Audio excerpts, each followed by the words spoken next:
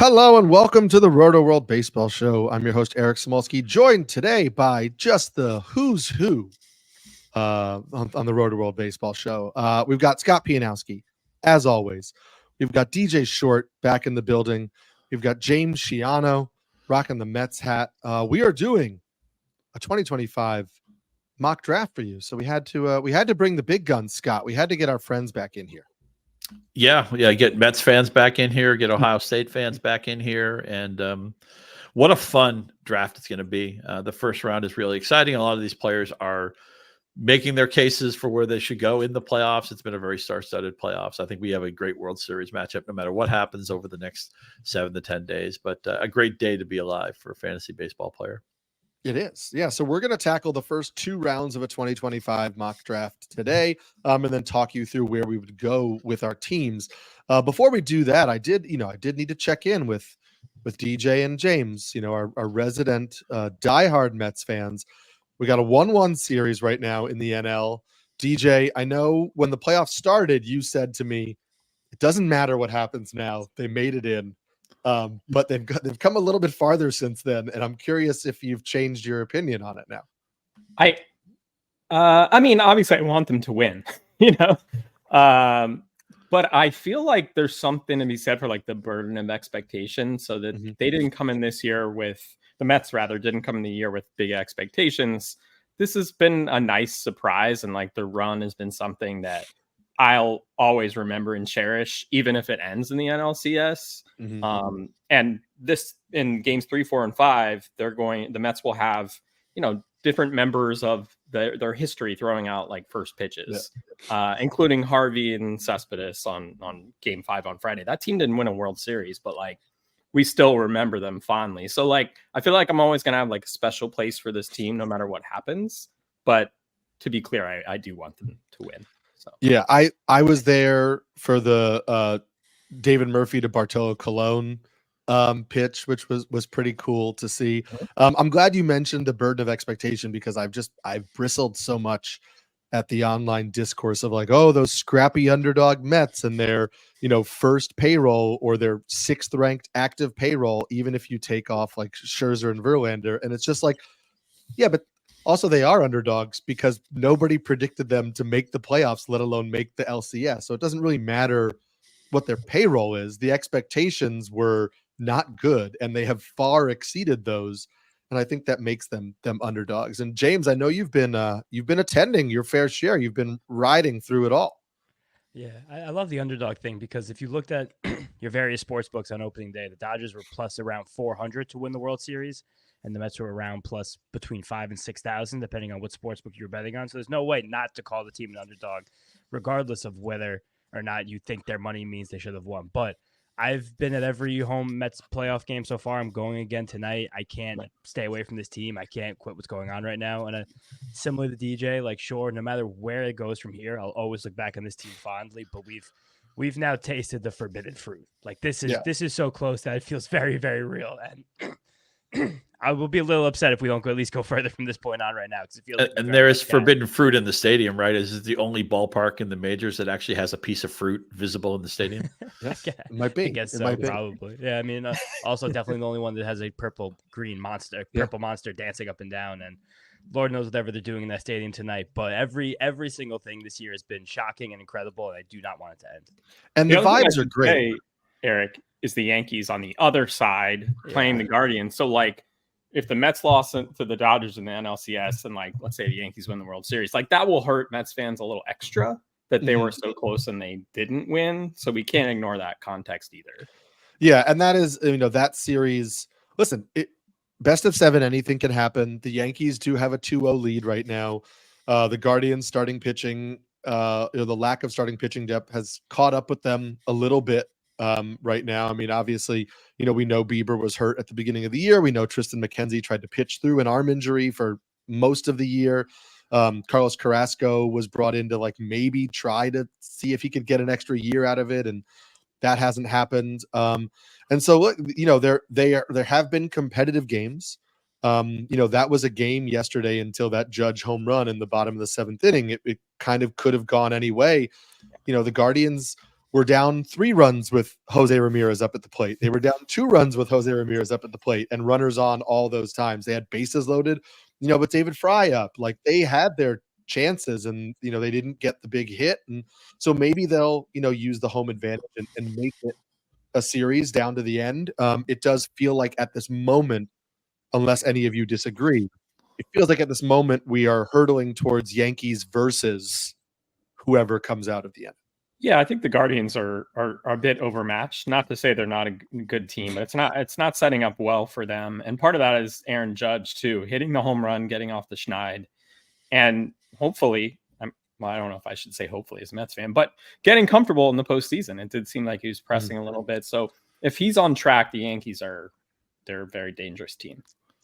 Yeah, Scott, I don't know how you're going to feel about that with all your Yankees unders at the start of the season, and now we're talking about a Yankees potential World Series appearance. Yeah, I'm prepared to certainly invest in the Mets or Dodgers, whoever the National League representative is. But I think Cleveland's in trouble. They don't even know who they're going to start in Game 3. It may be a bullpen game, but I do think they're a good team. They outkicked their Pythagorean by a couple of games this year, but the Guardians, it's defense, it's little things, it's bullpen. Obviously, Clase had an unbelievable season, but also the Yankees getting Giancarlo Stanton going, I think, is huge, right? We talked so much this year, Eric, about how top heavy their offense was, but it feels like their intermediate players, the non-Soto and Judge guys, have actually been more productive lately than normally they were during the season. Volpe and Glaber have been really well, hitting really well of late. You mentioned like the Guardians.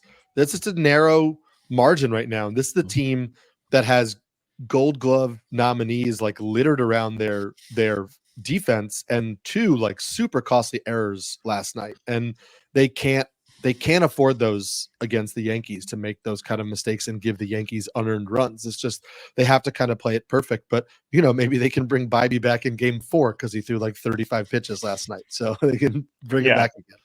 One other thing about Stanton, I don't listen to as much sports talk radio as I used to, but I feel like anytime I have tuned in the past few years, it's somebody being like, "Can we get rid of this guy? He's a bum. He strikes out every time he's up." But if this run works out for the Yankees, like, again, he'll be remembered in a different way because of what he's contributed during this run. So it's funny how things can change quickly in the postseason. It could be his JD Drew moment where he did like all he did is like take strike 3 in Boston, but everybody will remember the grand slam he hit in the playoffs. That was part of a championship run. I'll also begrudgingly say this about the Yankees. It's like Duke basketball, the Cowboys, Alabama football. There's just some Death Star teams that you need to be relevant and good because it just makes things more interesting. It pumps the ratings up. Everybody's got an opinion on the Yankees. You either love them or hate them. And the World Series, I love the Guardians. I love Cleveland. God knows that city could use a break. Anytime you want to bench or cut Deshaun Watson, I'm here for it. But the World Series is going to be fun with the Yankees in it. It'll be a lot more fun, of course, if they don't win. But again, they're just one of these juggernaut franchises, these watershed franchises that you kind of need in the moment. Have you seen the commercial that MLB produced with? It only has Judge and Ohtani in it. Nice. That's it. And some people have said like, "Whoa, well, that's MLB begging for a Yankees Dodgers World Series," which they should. I mean, they are. Yeah, they are.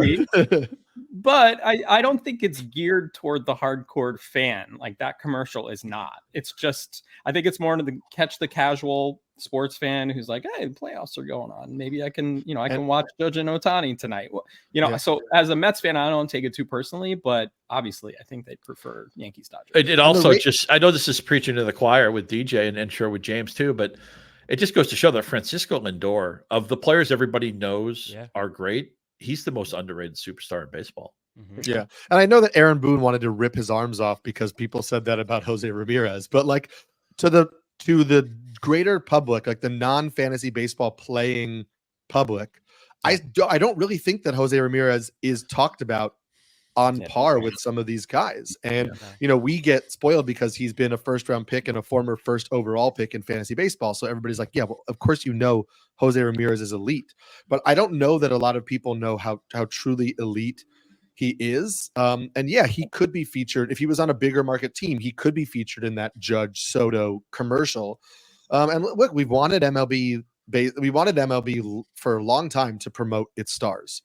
it is doing that right now. The playoffs have been getting tremendous ratings. The games have been good too, for the most part. And I do think the Mets play a big role in that, because not only the way they're winning, but the market that they're winning in.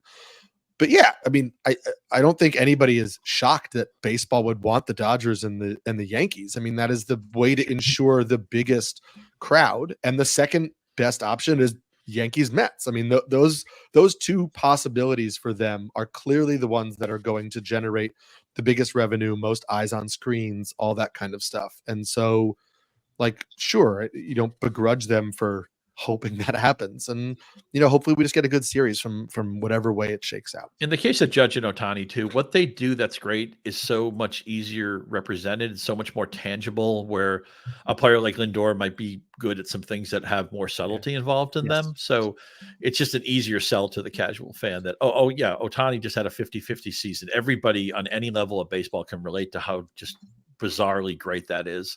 And Judge hits the ball 500 feet. They're basically built like Greek gods. Not to say, Francisco Lindor is in fantastic shape, but they are mountains of men right there.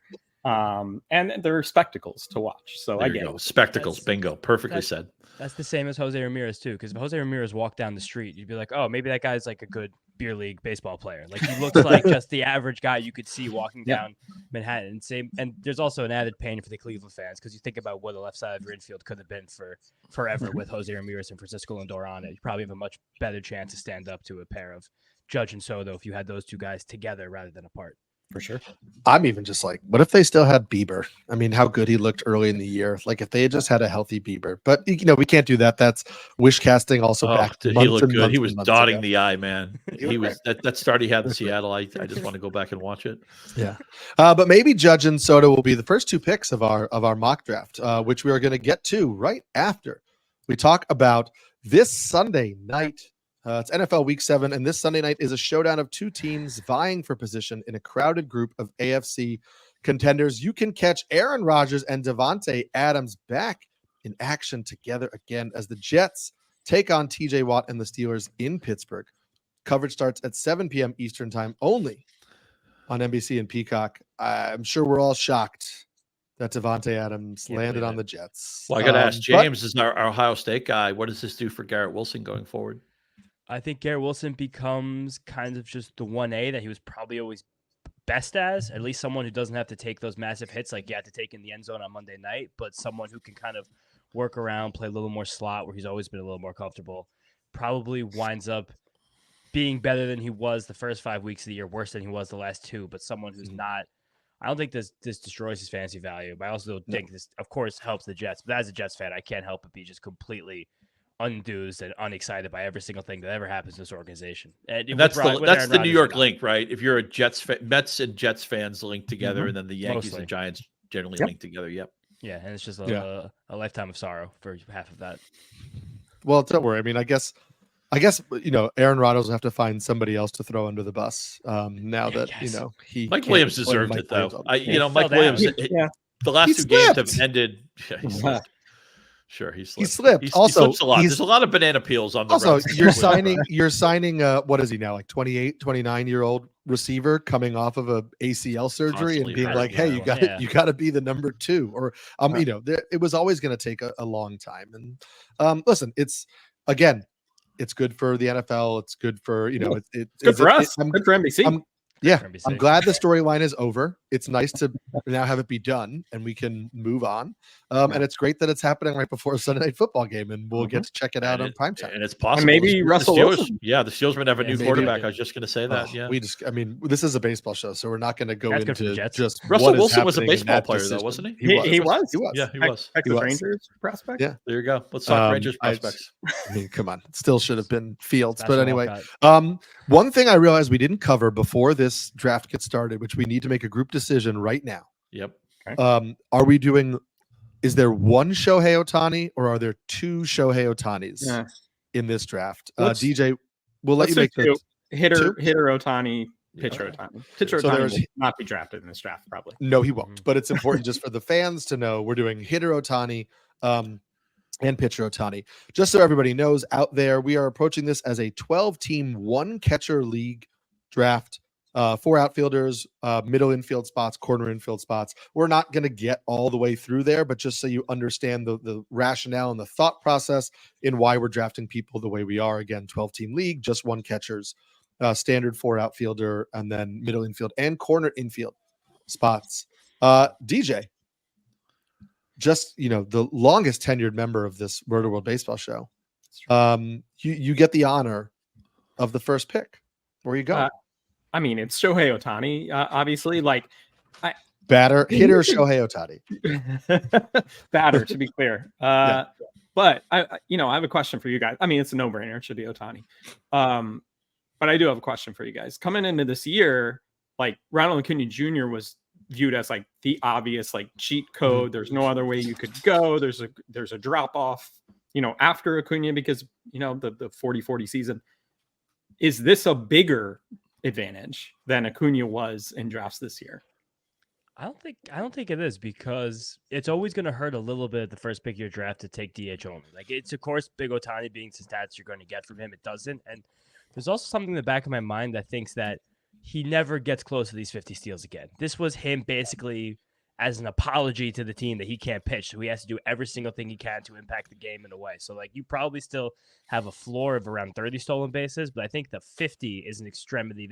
It's an extreme level that you're probably not going to see again from him. But I think you're still going to get a guaranteed 30-30 with a lot of upside on both of them. But I can't Such see a great point. You have to gun. You have to time. want to steal 50 bases. Right. You have to gun for it. Motivated. And remember, too, what might hurt Ohtani next year is just the burden of pitching, too. That may affect his offense a little bit, but he's going to be great. I actually don't think I think if you had 100 drafts, I don't think it would be criminal to put Bobby Witt in the first chair in a few of those drafts. I think that if I had the number 1 pick more than once, I wouldn't always press Ohtani. Well, Scott, since you do have the number 2 pick, does that mean that's where you're going with this? Yeah, we're going with Bobby Witt Jr., a player still on the escalator. Hopefully, Kansas City will have a better offense around him next year, but even if it doesn't, he's the only shortstop, by the way, or the second shortstop, is it, who's gone 30, the first one, who's gone 30-30 twice at the shortstop position. Still at the tender part of his career. Much better at home this year than the road. So I'd like to see a little bit better production on the road, or maybe he's not getting a good sleep in these hotels. But Bobby Witt, I think a valid consideration at 1. Happy to take him at 2. Did position and stolen base upside factor in there for you, Scott? Is this like, I'd rather have the shortstop than an outfielder, and obviously 50 home runs is great, but I would rather get more production across all 5 categories? It's the second thing. I think you have to grab power and speed in tandem when you can. There's just not that many guys who do it, even at a time where it's become easier to steal bases. It's that I'm taking the best offensive player I can get, regardless of position. The fact that he's a shortstop is nice, but the shortstop's deep enough position. It's the second thing that you outlined. Yeah. So then we go Shohei Ohtani, hitter, and Bobby Witt, and then we're back to James. And James, where do you go from that?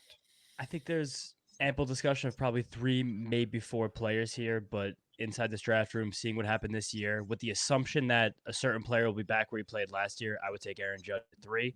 I think the fact that you saw how much the counting stats exploded with him, with Juan Soto hitting around him in the lineup, I think there's a good chance that Gleyber Torres is no longer hitting ahead of him, and this lineup may move around a little bit. You could wind up seeing some leadoff Aaron Judge next year, which will definitely hurt the RBI totals, but if Juan Soto is behind him, you're going to see 50 homers. The batting average jumped up to a place where I think is sustainable, just given the amount of contact he makes, the quality of contact he makes. There's a hope that maybe he no longer plays center field, so there could even be a chance you get over 10 steals up to the 15 range, where if you're giving me a 300 average, 50 homers, and 10, 12, 15 stolen bases, I think that's better than Elly De la Cruz, who I would put just behind Aaron Judge right now to like start the team, start the roster. And weirdly, just the way Aaron Judge has progressed, the way he's developed his career, I'm not exactly worried about 32 turning 33. Maybe that's a mistake given some other previous health history, but what we've seen out of him 2 of the last 3 years health wise, he's definitely the one I would pick here. Would it, I know you just mentioned assuming somebody is back in the same position. Let's say Soto signs somewhere else. Does that change your opinion at all? You still think you would go Judge at 3? I think it would, because without Soto and then likely without Gleyber, this Yankees lineup would take a pretty substantial hit. So I'm assuming that Soto's going to be back. I can't imagine that the Yankees let that guy out of the building after what's at worst going to be a pennant, at best being a World Series championship. So him gone would change my my thought process here a little bit, but assuming he's there, I would have to settle on Judge here.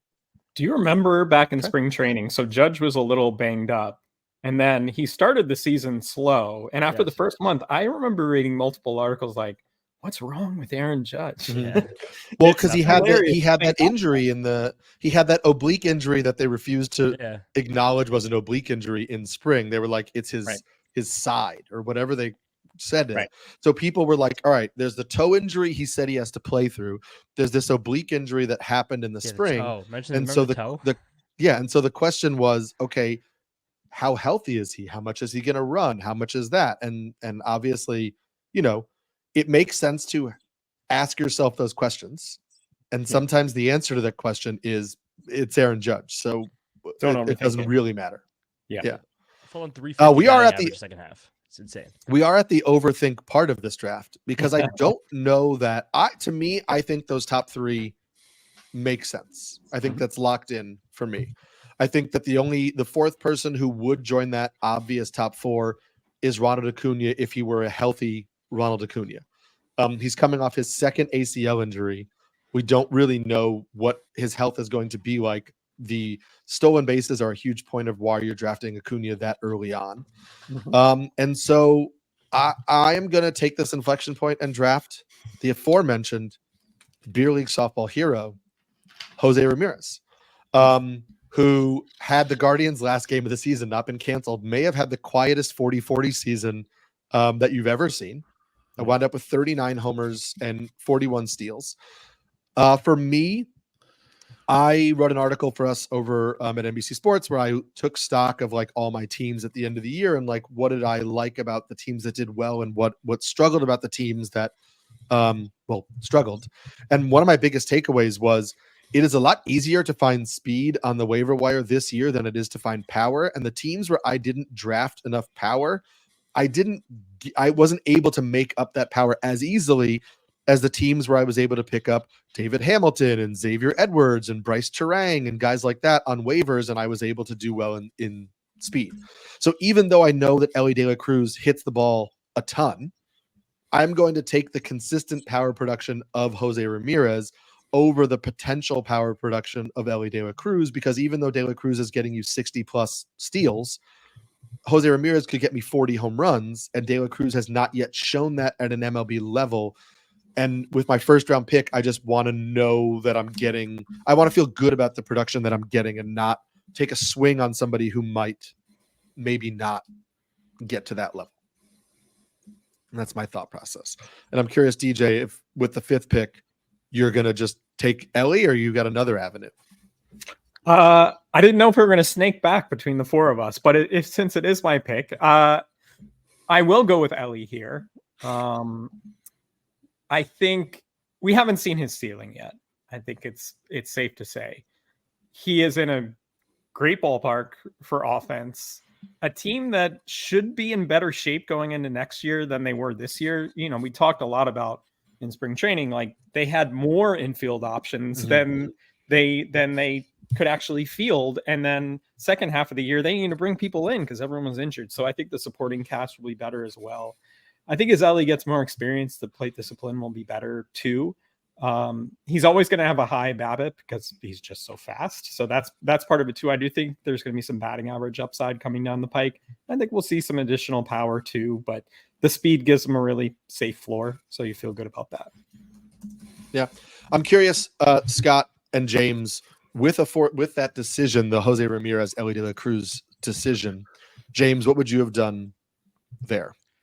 I think I would have taken Elly just for the ascending rather than not the descending Jose Ramirez, but there were so many meaningful gains in Elly's game this year, chasing significantly less, hitting, making a lot more contact. Him having a contact rate that's even above league average means that he's in line to be the number one overall player in any given moment. He seems to me just being exactly 1 year behind Bobby Witt in everything in terms of development, came up 1 year apart.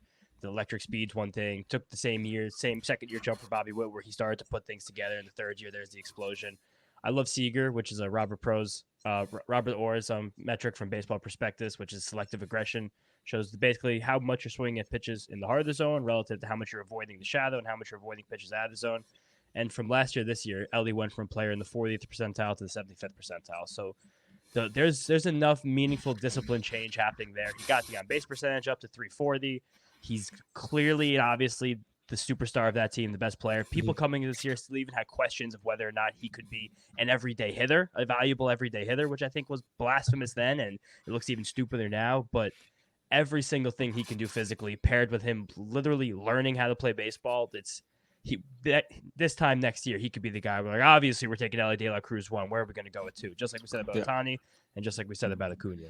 I was just thinking the same thing, that he could be the magazine cover boy next year, right? And we all knew that the power and speed would play, but I mean, he led the league in stolen bases, led the league in stolen base attempts. He also led the league in caught stealing. So he's young enough that he's going to run like crazy. Great hitter, ballpark. He actually hit for a plus fantasy average last year, based on the component stuff that James was mentioning. So Elly could be a 5-category player. We were drafting him last year like, well, he's going to be good at some things, not good at some things. Maybe he's eventually going to be great at everything and into an age 23 season. I hope I have enough leagues where I have some exposure to Elly next year, because talk about a FOMO miss if you don't get him. Mm-hmm. Well, I mean, I guess I missed, but I'm going to stick with the Jose Ramirez thing for now. We'll see how it works out. So Scott, you are up with the 6th. Ramirez has such a high floor. I don't have any problem with that, but he does. I don't want to miss on my first round pick, but Scott, where do you go with the 6th pick then? Well, I'm going to take another ascending player, Gunnar Henderson, who we all knew was going to hit and hit for power, but he actually ran more last year. That Orioles lineup, we didn't see it in the playoffs, but during the regular season was just so deep, 1 to 9. Age 24 season, qualifies a couple different positions. I don't think there's anything wrong with a Gunnar Henderson pick anywhere in the middle of your first round, and I'm happy to take him here.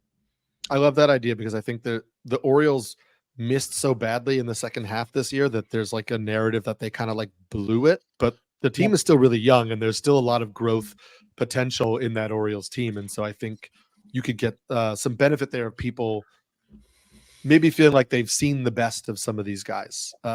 And that's just because they've been talked about for so long as being the next thing, that now we're looking for the next thing and not realizing that there's still some growth in these guys as well. So James, after Elly and Gunnar, where do you go? I'm not necessarily sure if this is the pick I'd make in the draft, but I want to make this pick now to instigate some conversation. I think it is time, depending on where this board is and where there now begins to be some questions, not some questions, but some holes in some certain hitter profiles of who would come next. I think it's the time to take Paul Skenes, the first pitcher off the board. I think that we're going to get to a spot in March where, after this exact tier of hitters we just named, if there's not that great of reports about Ronald Acuna's health, people are still going to be a little bit scared, maybe wrongfully, of Corbin Carroll, Fernando Tatis. Juan Soto doesn't give you stolen bases. You're going to start to see some Paul Skenes in the high-end drafts in this spot. And I think that him being what he was last year, probably the best or second greatest rookie starting pitcher ever, 11-3 record and a horrible team with an ERA under 2, a whip under 1. There's no reason to think that next year, because he gave you the 133 major league innings this year, over 150 innings among all levels, he's not going to be a 200-inning workhorse that's going to strike out possibly near 300 batters with as many wins as his team will allow him to get, and then an ERA probably in the low 2s and a whip in the low 1s, if not lower than that. He seems to me to be, with Tarik Skubal, head and shoulders above every other single pitcher in the field, and he has less previous injury concerns than Skubal. So I think he's someone with also the sexy name. It's going to be a sexy feeling drafting Paul Skenes, getting the first pitcher in that team. Feels like DeGrom a few years ago when there was some drafts where people started to push him to 1-1. Same with Strider last year to get that weird edge on the room. I think you're going to see a lot of top 5, top 6 Paul Skenes next year. That's where I would go right now. Yeah, it's October right now. I think there's a few months ahead of us where we start to learn where that consensus will fall and where people feel is the right pocket to start to take a starting pitcher. And Skubal's right there too. You could probably make an argument between the two of them, to be honest.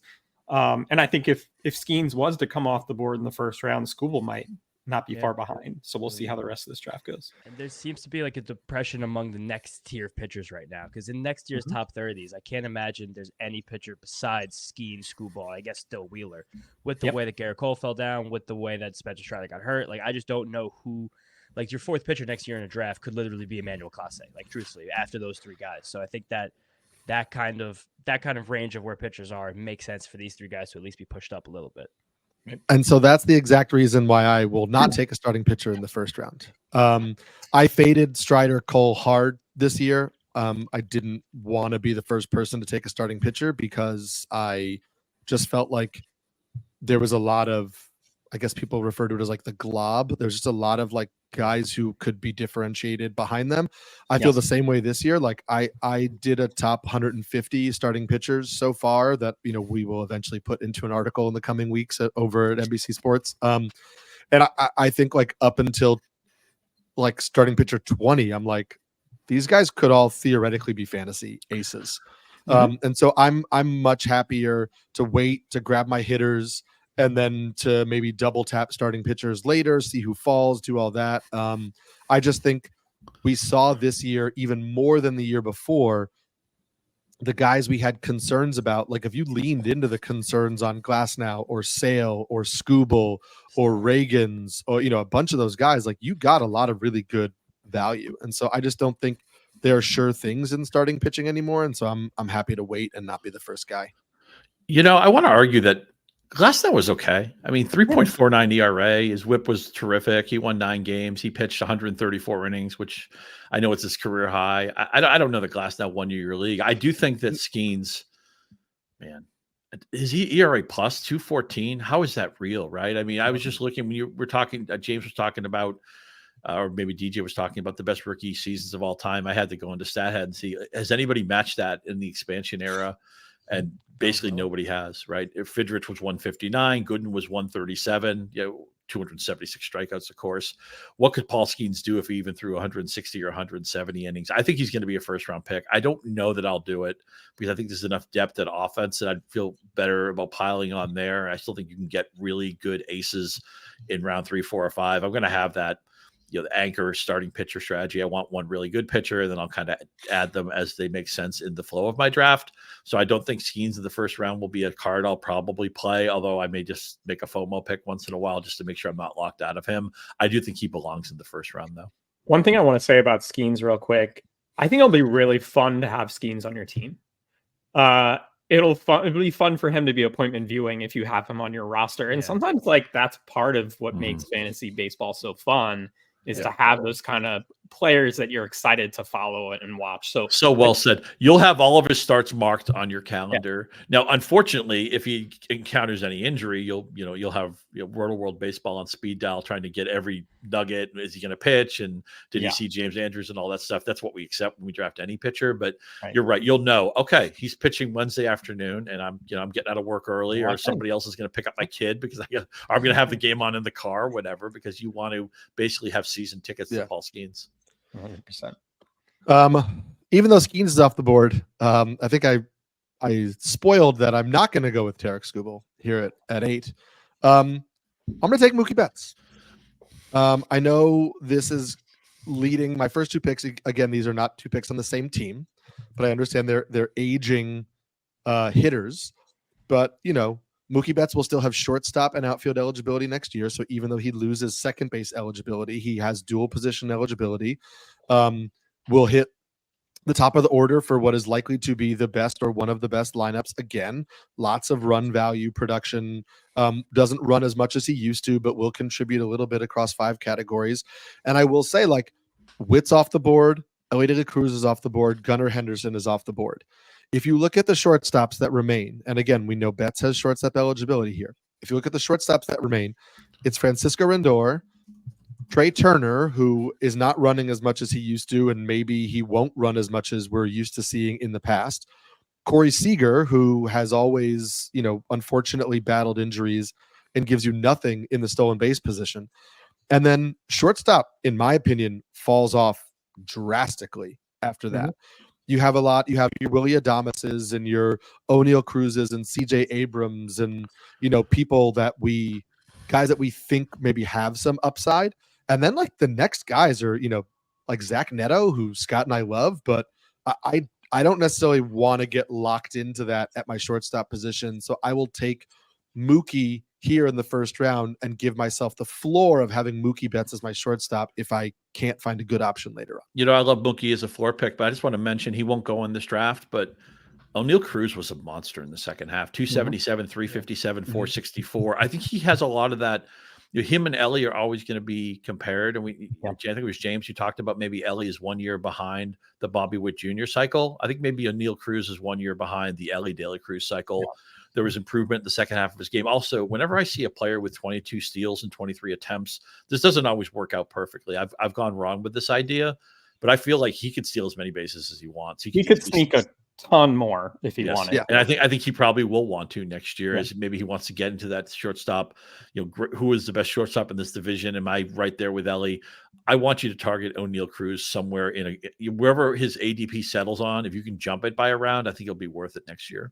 Also, I was going to make a gambling joke about CJ Abrams, but it doesn't fit any longer. Go ahead, James. I would say also relative to the O'Neal Cruz discussion. We're talking about him as shortstop. He will be shortstop eligible in drafts in 2025, but he's no longer going to be a shortstop. He's going to be a center fielder, and I feel like playing shortstop impacted him mentally in a way that I hope center field does not, because he really wanted to be good there. He wasn't very good there. Get a lot of effort to being good, but he seemed much more of a natural in center field in the few weeks they let him play there compared to any time he's ever looked and played shortstop. Let's just hope he doesn't follow the Jazz Chisholm career path, which has been more frustration than payoff over the last couple of seasons. Although he actually looked pretty good with the Yankees. Yeah, now he's on a good team. He looked good too. It'll be interesting to see how O'Neal Cruz's offseason in the outfield plays out and whether that takes away from any of the offensive progression that he needs to make. Our final picks in the first round. DJ, you're up 9th. Where are you going? Juan Soto. I just can't let him slip any further, even though we don't know where he'll be playing next season. I think he'll be playing in New York, whether it's with the Mets or the Yankees. We'll see. But at least it's not San Diego. And his last season in San Diego wasn't bad from a fantasy perspective either. I certainly think going to Yankee Stadium has been huge for him. A contract year, I think, is a motivator for him, and also being right next to Aaron Judge in the lineup, I think helps quite a bit as well. You're not going to get the speed, but I already took care of that with Elly De La Cruz and Shohei Ohtani. So I feel really good about Soto at 9. Yeah. So DJ does not believe in the Washington reunion for Juan Soto. Scott, where are you going with pick 10? That's what I mentioned on Soto. I think the Mets and Yankees are both going to offer him blank checks, and it's going to be a matter of which blank check he wants. The Yankees can't let him leave, but we know Steve Cohen has bottomless pockets. So I think he stays in New York with one of those two teams, and I'm really curious to see which way it goes. This is kind of maybe the most boring pick in the first round because Kyle Tucker, Houston offense isn't what we thought it was a few years ago. It's not as 1-9 deep as it used to be. Alvarez, of course, still a monster. We have the back nine of Altuve's career. Bregman's just a good, not great player these days. And even at Tucker's best, it's, he's good at everything. He's not going to lead the league in any category, although maybe he could win a batting title, I guess. But, he's not the signature. He's not the spectacle. DJ mentioned that earlier, with Ohtani and Judge. You don't get that kind of player with Tucker. It's more of a subtle contribution and multiple things thing, but I just give him 150 games. That's all I ask. I mean, his career, he's been a little bit unlucky at times with injuries. We had Dusty Baker batting him 6th for a while in Houston back a few years ago. I love Dusty, but that was always a mistake. I still feel like there's an MVP season percolating in Tucker. Let's hope it's in 25. Just as long as he doesn't foul a ball off his leg, he should be good to go. Well, there you go. Stop doing the that. worst bruised shin of all time turned out to be a fracture. I think we all knew the moment that he was out for like 2 weeks. We're like, oh, so he fractured it, and they were like, no. Well, that's why you guys write all those injury notes, man. It's because of Kyle Tucker's shin. That is the reason. James, are you going to do what your heart maybe is telling you to do right now, or are you going to do something else? No, I'm going to be a good analyst right now and do something that I think is going to be one of the players who's most interesting to track as we go through draft season. That's going to be Corbin Carroll. Corbin Carroll was the most maligned player of the first half because he was someone who was consistently going in the top 5 of drafts. People were expecting the season Elly De La Cruz had that Corbin Carroll should have had, probably even with a higher batting average. But he had a really scary shoulder dislocation last July 23 against the Mets. And it seems like that second half and the first half of this year, he never really got the hang of anything. He couldn't figure out his timing, couldn't figure out his power, couldn't figure out the loft of his swing. He had a horrible run value against fastballs, which is something that Corbin Carroll had not done earlier, like when he was a rookie, something his pitch he actually punished, but came back in second half, finally felt like he was fully healthy. You saw 17 homers, 17 steals, and 260 average in only fewer than 300 plate appearances. Like, this is a player who probably can put himself back in the top 5 of next year's drafts if he just keeps on that pace. And still, even with having a first half where he only hit 5 homers and hit 212, he wound up as a top 20 batter in the player rater as per Fangraphs in the full season. So you're probably looking at a floor of 20 homers and 40 steals again. You could pencil in the 250 average. You're getting Elly De la Cruz at a much cheaper price now with someone who probably has a slightly less upside. So Corbin Carroll is the one I'd be looking at here. Yep. I will round out the first round with the pick that maybe James's heart wanted to make. I'm gonna take Lindor. For me, this pick comes down to Fernando Tatis Jr. and Francisco Lindor. Because again, I'm not going Skubal in this sense. And I think we've seen Lindor do what we hope Tatis will do, right? And be a 30-30 guy, a perennial. We only had 29 steals this year, but basically 2 straight 30-30 seasons, 270 average. I already talked about the shortstop position. So I think if you have a chance to get an elite 5 category shortstop in the first round, I think that's something that I would want to take advantage of rather than bank on the upside of a guy like Tatis or, roll the dice with a Skubal, when I think there's a mush of starting pitchers behind. Yeah, I think Lindor's become just one of the most rock solid players in fantasy. People have always been after that. Projections have killed him for the last few years because of those 2 bad years he had that got baked into them. And you keep seeing these 240, 250 averages, but all he does is show up every single day and hit, plays great defense. Now him being kind of the perennial leadoff hitter for the Mets, I think also drastically improves his fantasy floor because now he's going to run more. He's going to score more runs. He's always going to get the RBIs because he has so much power. He's such a rock. And it's funny that it's been 6 full years since he's been back in the first round discussion in fantasy baseball, and now he's right back there again. I love having leadoff hitters, just the volume you get, right? And the National League, you can get more RBIs out of that spot because the DH is gone, so your 7, 8, 9 hitters should be better than they were maybe a decade ago. Yeah, Lindor belongs in the first round for me for sure. We'll see who belongs in the second round in just a second, but before we do that, we are counting down to the tip-off of the NBA season and just the New York Knicks title that is coming this year that we all know is coming. So for those of you who are drafting your fantasy teams, you can get a jump start on your competition with a free Rotoworld basketball draft kit. Get all the rankings, stats, and player profiles you need to dominate your league all season long. Go to NBCSports.com/hoopskit to download today. That's NBCSports.com/hoopskit. To download today. Yes, I have watched preseason basketball already. Because I gotta see. You're a sicko. I gotta see the Knicks. Hey, the greatest series we're ever going to see is that 7-game Celtics Knicks series. That's what we're headed towards in the spring. It's going to be fantastic. And how did the Knicks just find a loophole to get that cat trade done? That was amazing. And I think we had the most dramatic preseason moment ever with Dante DiVincenzo going at 2 of his former coaches in a preseason game to talk about how much dramas they're going to be with this team this year. That's the thing about the NBA. I don't love the style of play as much as I did a different era, but the storylines that you get off the court are fabulous. It's such a fun league to follow, even tangentially. It's the NBA is a blast. And there's a cool documentary series on Netflix right now, the Starting 5, I think it's called, and real cool, behind the scenes stuff. You should definitely check that out. I want to also mention my man Dan Titus, who does some stuff with you guys at Rotoworld too. He did a thing called he does an article called The Playlist, and he did a fantasy draft kit that's all based on hip hop and the NBA. And him and Maurice Castillo worked on it at Yahoo. It's fabulous. If you're getting ready for your Yahoo fantasy basketball draft, make sure you're following Dan Titus and read all of his preseason stuff, including that draft kit.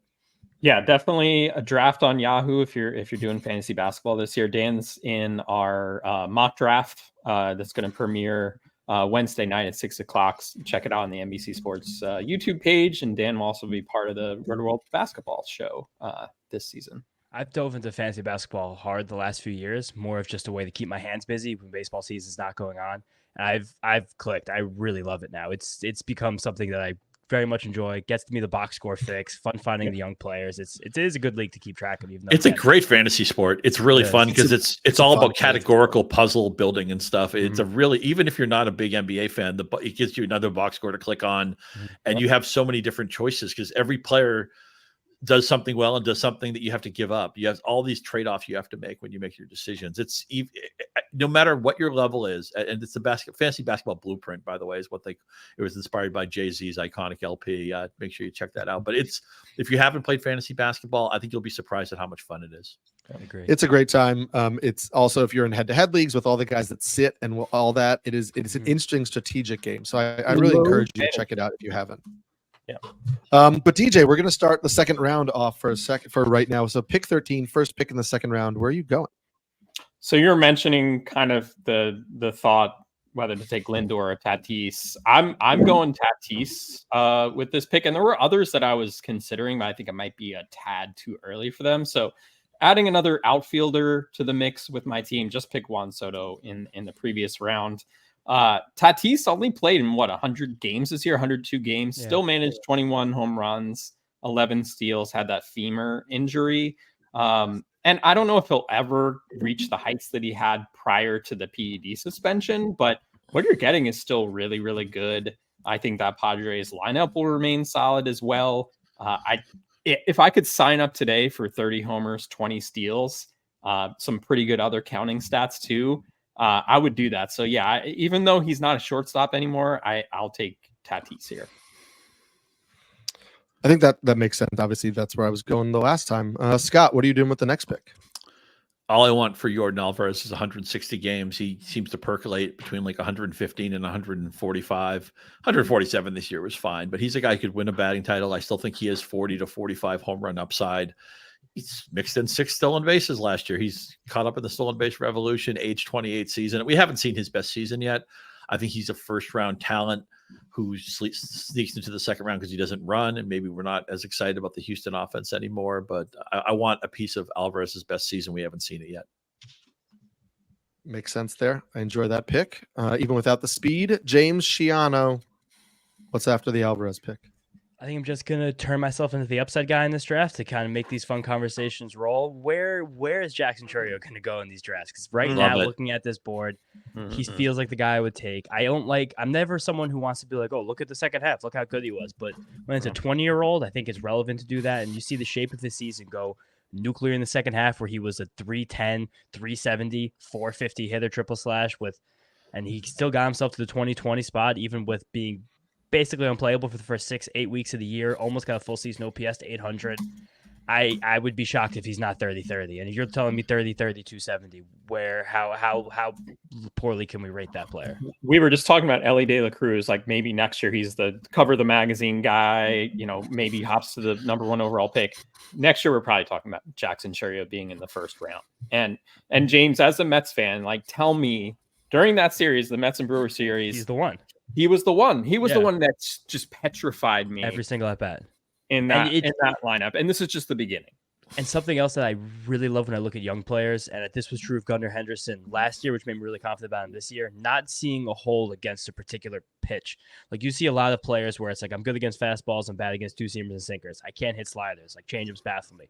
If you look at Jackson Chourio's run values this year as a rookie, he was positive against every single pitch besides splitters, which he was barely negative against. And this was the year of the splitters, so we have to tip our caps to that one. But he just seems like someone at 20, the approach has become so advanced that pitchers don't really know how to get him out. And if you don't know how to get out a 20-year-old, every little tiny bit he gets better could end up being astronomical and exponential. Right. His walk rate was at a highest in September. James talked about how second half splits can sometimes give us bad narratives, but in the case of a young player in development, I love that. And you mentioned, I'm going to totally steal that idea that he's good against every pitch, which is beautiful. That means, there's no weakness to exploit, right? You think about a young player, what happens a lot when they're successful is then the opposition spends the whole offseason planning how to get you out or defeat you or beat you in whatever it is you're good at.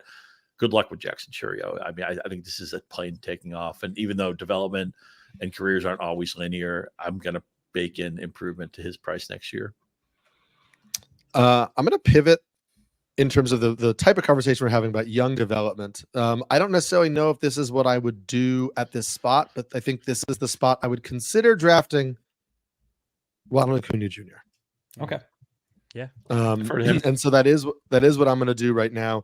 I think if he comes into the season healthy, I think if we assume he runs, but doesn't run as much as before, I don't think he's going to all of a sudden just not give you any speed.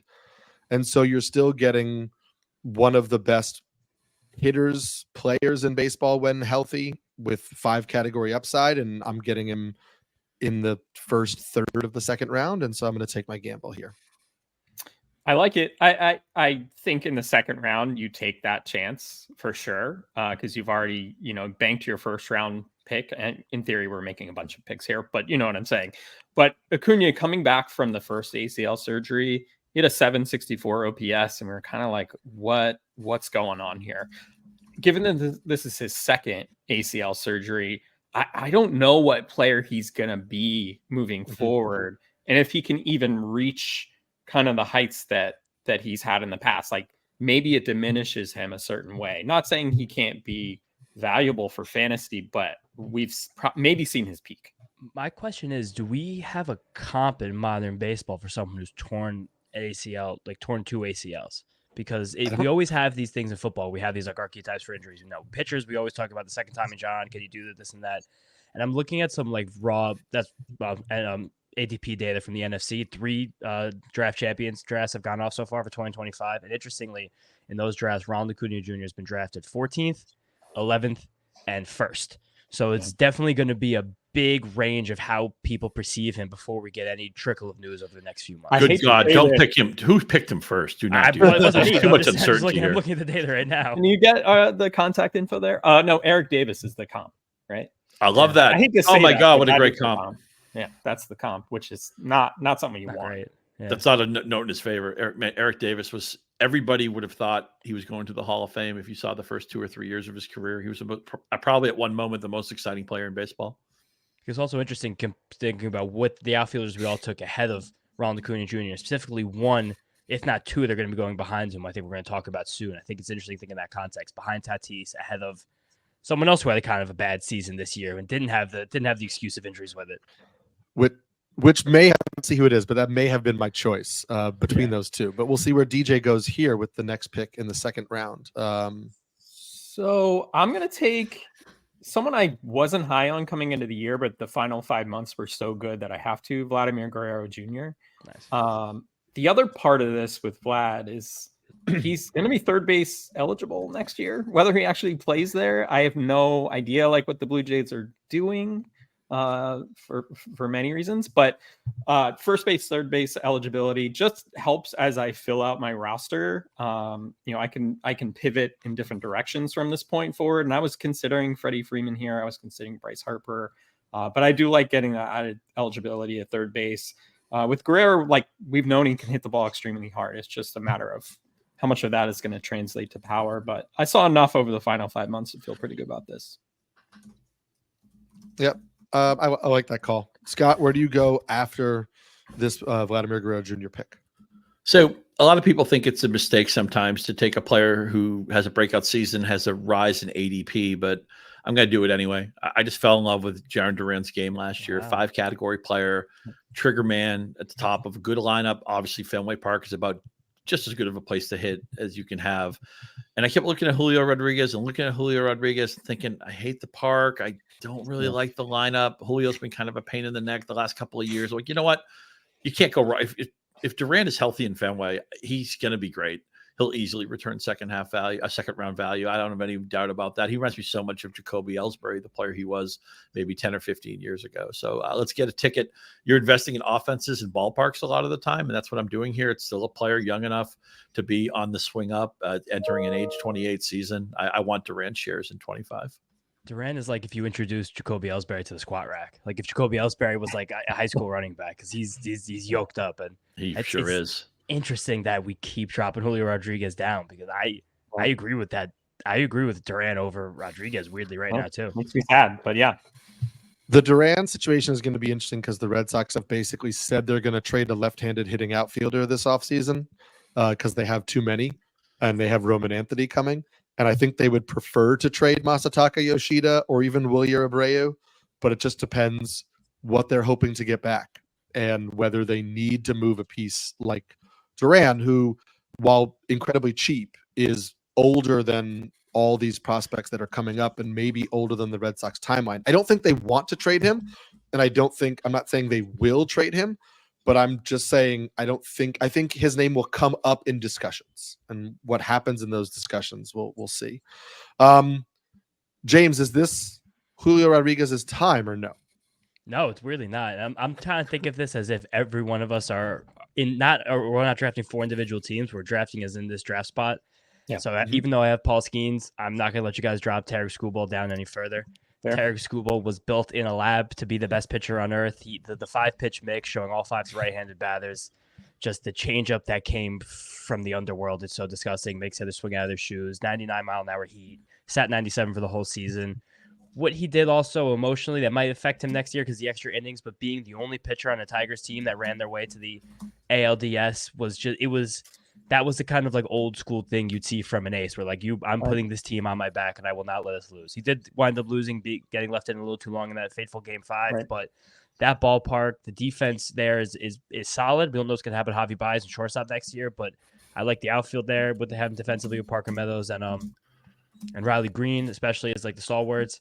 He's perfect. He's everything you could ever imagine from a pitcher. And I think we're going to see him the back end of the first rounds in these drafts for sure. So, question about pitching in general. So we saw James took Skenes at 7. We have Skubal here at 19. If Skenes goes off the board at 7 in a real draft, I think Skubal might go earlier. I agree. We saw it happen. They might be dog whistle players. When one goes, it's like the signal to take the other guy. Yeah, right.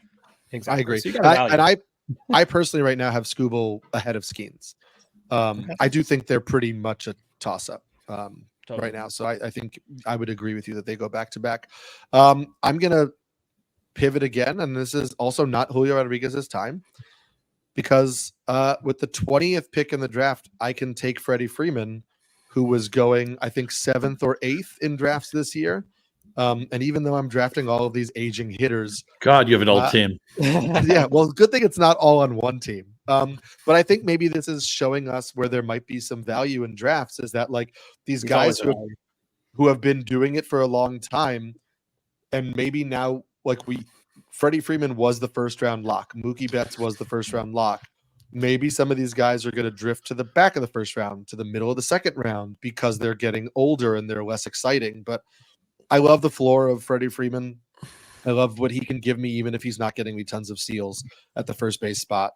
And so counter. I love Freddie Freeman, but if he were going to be having some career attrition, isn't this what it would look like, right? I mean, the batting average drops a bunch. The slugging percentage drops like 80 points. I know he had physical problems. I know he had a horrible off the field issue he was dealing with. We hope his family's okay. We're all human beings here, but I think we got to be realistic with what Freddie Freeman might be into an age 35 season. I'm not saying he doesn't belong in the second round. He does. I just don't. This is like the first year I'm not going to draft him proactively.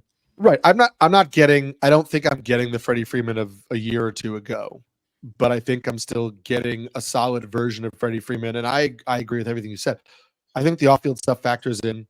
And I think we've seen him play through injury over the last month or so, if not longer, which impacts a little bit of the season-long numbers.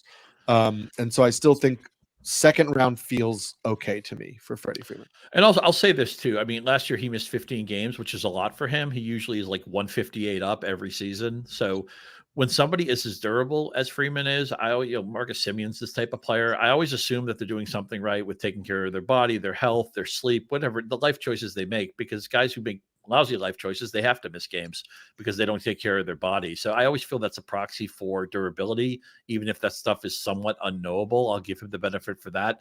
And also the buoyancy of the Dodgers lineup, right? He's always going to be hitting around Will Smith, around Ohtani, around Betts. So hopefully we'll get a full season of Betts next year. So you would think the Dodgers, even no matter what the rest of their lineup looks like, it's going to be a top 5 offense. Yeah. Agreed. We are at pick number 21, so it's going to be each of our last picks of this draft. DJ, where are you going at pick number 21? I'm sad. This is the last one. I'm not taking Julio either. I'm going to take Bryce Harper here. And this way I can slide Vlad into third base. So Harper, I know he had the power outage for quite a bit this year, so that he managed 30 home runs anyways. Still pretty nice. He doesn't have like the speed upside, but we know he gets on base. It's a great hitting ballpark. He's not showing any signs of decline. I feel kind of similarly with Freeman, where it feels safe, like there's a safe floor there with that offense and with his approach. So yeah, I'm happy to have him as my first baseman. Yeah, Scott, pick 22, your final pick of this draft. Where are you going? Man, I wanted Harper too. He's a spectacle. Just every Bryce Harper at bat is an event. And who thought he was the Robin to Mike Trout's Batman? And now, like, Bryce Harper is Batman, and I don't even know. Maybe Mike Trout is Alfred or something. Oh man, it's sad. Mike Trout is Ken Griffey Jr. revisited. We've already lived through this, right? He's the greatest baseball player ever. Now he can't stay healthy, and it just sucks. I'm going to take Trey Turner. Trigger man to a plus offense, fits the position that we talked about. Maybe might not be that deep. I don't think his age is really a concern yet. I'd like to see him be healthy for a full season, which has been a problem in the last couple of years. But I want a ticket to the Phillies offense. James, your final pick number 23. This is gonna be a weird one. Another one with some projection built in. Another one with some position eligibility expectations built in. But Jazz Chisholm Jr.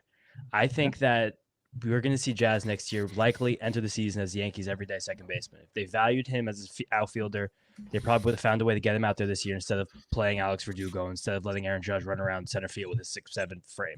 So I think that the fact that Jazz played third base this year is going to move to second next year. You're going to have a player with outfield, corner infield, middle infield eligibility. You're going to have a guy who just went 24-40. You're going to have someone who's going to be in the same lineup as Aaron Judge playing in Yankee Stadium, where a player like Jazz, you've heard him talk about the impact that finally being on a good, real team, having a guy like Aaron Judge take him under his wing is meant for him as a player and as a person. He's still always going to have the regular Jazz antics, but we just saw 24-40, 255. Like, if you get that again, he'll easily cash in a second-round player grade. And if you look at second base, it is objectively a disaster in fantasy baseball right now. We're going to see some second-round Ketel Marte ADP. He's in stealing bases. Okay, so that now you're starting to steal my thunder, James. Okay, well, there you go. I'm saying, because you get in the shortstop conversation, have my mind working right there.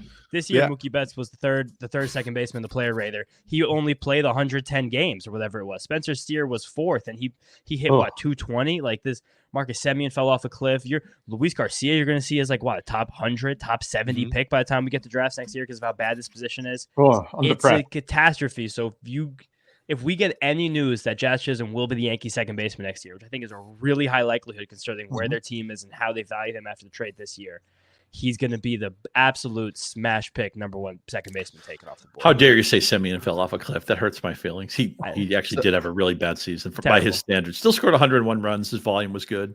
But he'll be the one I probably wind up drafting mostly around pick 65. I'm going to drop him. I'm going to draft him when he drops. I'm going to be like, you know easily. What? Marcus Semien will play every game. He's going to score 100 runs, hit 20 home runs, drive in 75. Yeah, give it to me. Looking at these first three DCs, he's not even someone who's a top 80 pick.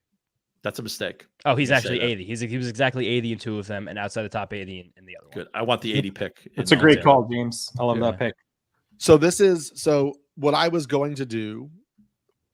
We've talked about Julio Rodriguez, who I think is up for consideration. Obviously, this is pick 24. He's in the green room looking really sad. This is the last pick in the second round. He's shaking his head. He's readjusting his tie. He just doesn't know how to feel right now.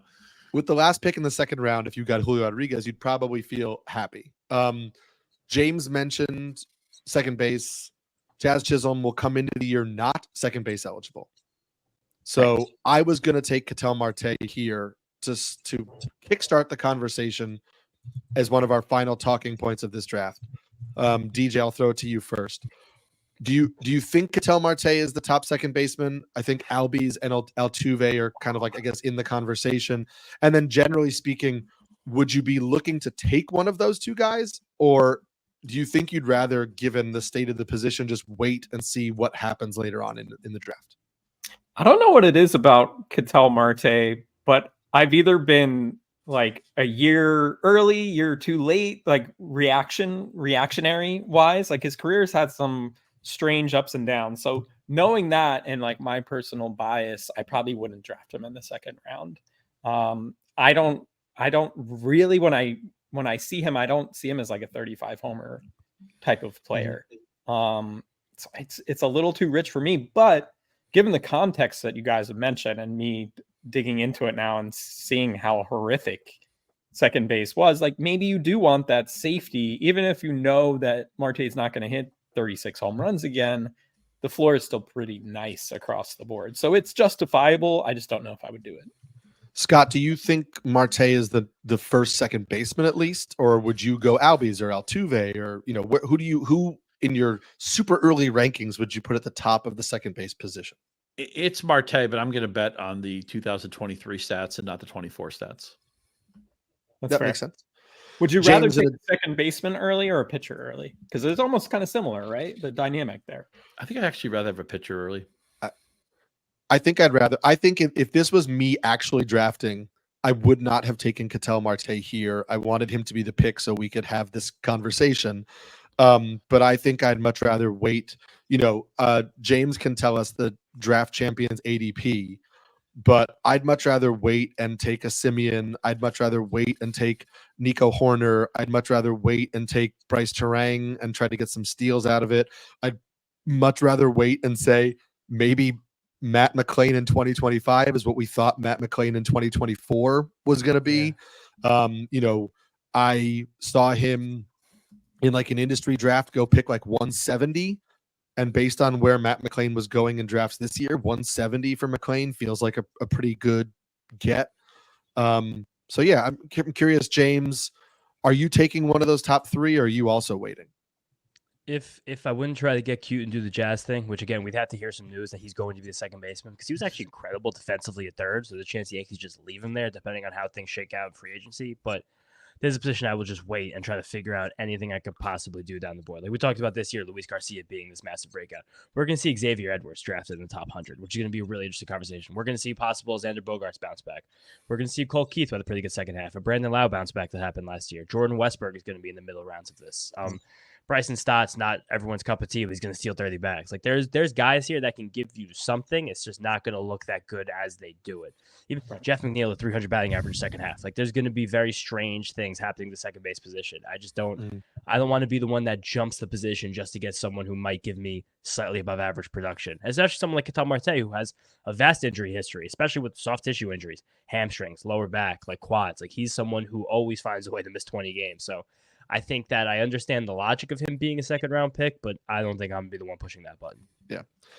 We'll end by, I just want to hit a couple positions that we didn't talk about and see our general thoughts on them. I'm going to throw it to you, Scott, first. Where do you think you would take a closer? And is it very clearly Emmanuel Clase is the top? And is there another guy that you think is even close to him?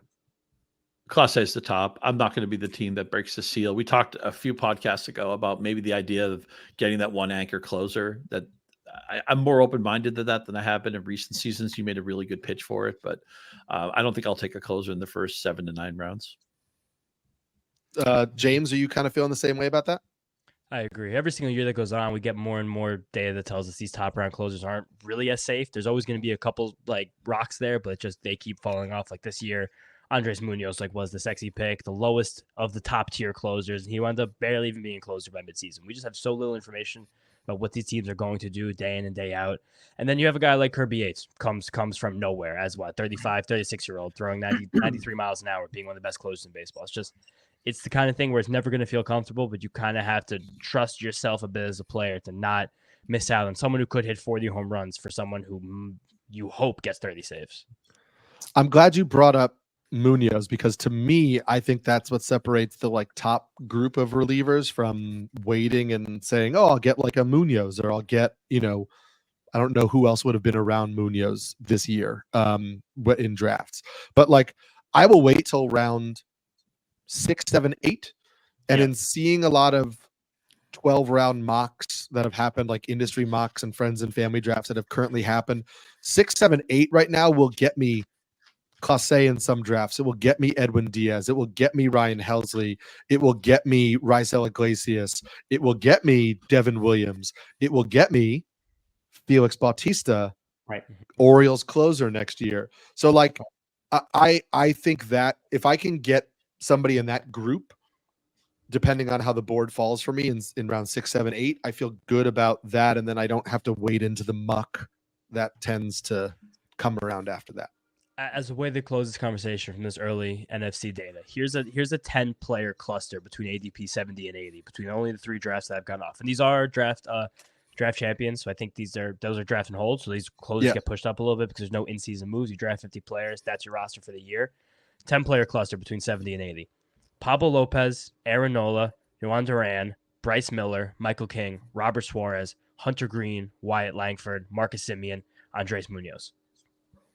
In that group, I think the closers to me are probably the least, guys I'd want the least. But then you also have that glob of pitchers that you talked about at the top, Eric, where you're taking Bryce Miller now after the breakout already happened. You're taking Michael King now after the breakout happened. Hunter Green, but all those guys all still to me have more helium on top of it. Then you have Lopez and Nola, guys who have been rock solids for years, who are dropping down from like the 40s to the 70s. Like that to me all seems like good value. It's weird. There's weird clusters going on with those like second tier closers. That's going to be hard to grasp in draft season. If you remember, this in March, is why I'm like, Robert Suarez, like we weren't sure he would be the closer. Yeah. So now he turned out to be a top 5 closer this year. So those things happen every year. Just a little teaser then. Michael King is my 7th ranked starting pitcher right now in my top 150. And so that's why I talk about why I would wait is if I can get Michael King at pick 80, even if he winds up being like the second starter I drafted, but I think he's a top 10 starter. Like, I could wait and get like, Michael King and Luis Castillo and not have to spend a top 40 pick on any starting pitching right now. Even going 4 hitters and then right here double tapping like Nola King or Lopez Hunter Green. You're like, all right, I might have the best first 2 pitchers this entire draft, and I just took 4 or 5 hitters before these guys went. Anybody from Seattle would be good with me. Yeah, I love that idea. DJ, 1 catcher league. That's what we were drafting here. When do you just who falls to you at the 12th catcher off the board, or are you actively trying to get somebody early? No, I don't love this at all. And Contreras is the number 1, probably at least 2 to come off the board right now. But even knowing that, I probably wouldn't reach for them there. And then after that, I think it's kind of the glom situation. We're talking about some of these other positions where I'm not willing to reach. I'll see who falls. I'll see what I need to fill. But it's not something I'm going to be aggressive with in drafts going into next year. I will say I saw friends and family like an industry mock draft where Shea Langoliers was the second catcher drafted. Chill just went up my spine right now. You can massage that position, man. You never have to. Yes. It's almost like quarterback in fantasy football. It feels like, I got to get one. It's like then you find out, nobody's really picked up this guy who's been like a top 5 catcher for the last 6 weeks. You don't have to stress over it. No. Then the Red Sox have Kyle Teal starting at catcher from game 1, and you just take him in the last round. You never know. Love it. I hope it happens. I have Kyle Teal and Michael King on my most important keeper league. So you obviously want an investment in that team. We'll send you a brochure and a packet. So we can have a discussion about that. But keep talking my guys up. Yeah. That's going to do it for this first 2 rounds of the 2025 Rotoworld Fantasy Baseball mock draft. We're going to continue to come back with some off-season content. As always, we're going to look at, post-World Series and all that. We're going to talk about what happened this year. We're going to look ahead. We're going to talk about some free agent stuff. We're going to do mock drafts as a staff when we get closer. And so we'll start doing some full mock drafts.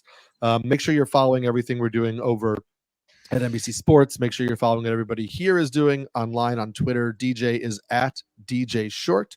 James is at James_Schiano. That's SCHIANO. Scott is at Scott Pianowski. I am at Samulski NYC. And we'll check you back in a couple weeks for another episode of the Rotoworld Baseball Show. Let's go Mets. Let's go Mets.